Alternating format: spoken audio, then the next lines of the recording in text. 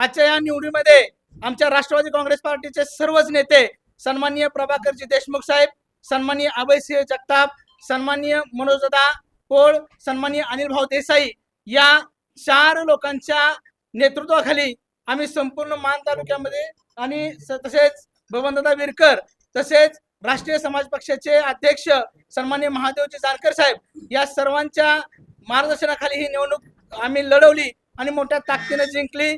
जिंकत असताना आज ईश्वर चिठ्ठीच्या द्वारे आज या ठिकाणी आमची निवड झाली. त्याबद्दल तुम्ही सर्वजण मोठ्या संख्येने उपस्थित राहिला.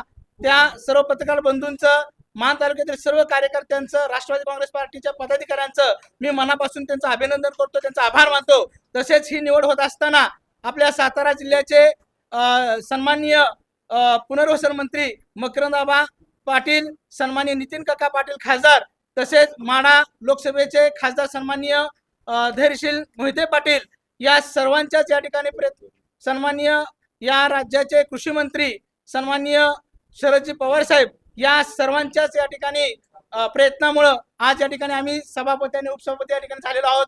माझ्यासोबत या मान पंचायत समितीच्या नवनियुक्त या ठिकाणी उपसभापती निवड झालेल्या सौ प्रियांका भुजंगराव जगदाळे याही या ठिकाणी ईश्वर चिठ्ठीच्या द्वारे आज या ठिकाणी निवड झाले. आम्हा दोघांच्या वतीनं संपूर्ण राष्ट्रवादी काँग्रेस पार्टीचं, सर्व मतदार बंधू भगिनींचं, सर्व पदाधिकाऱ्यांचं मनापासून आभार मानतो, त्यांचं अभिनंदन करतो.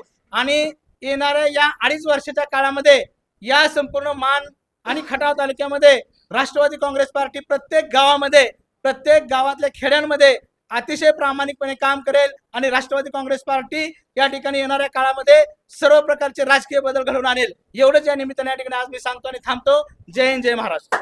आजचा हा विजय कैलासवासी सदाशिवराव पोळ तात्या, लक्ष्मणराव पोळ लक्ष्मण तात्या यांना समर्पित करून आपल्या देशाचे नेते आदरणीय अजितदादा पवार यांना समर्पित करतो.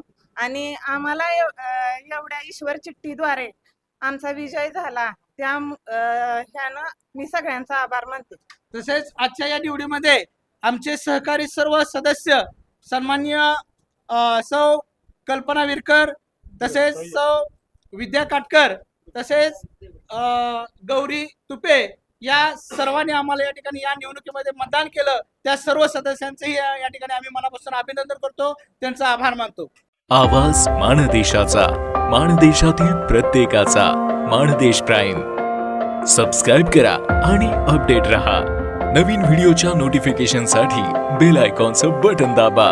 धन्यवाद.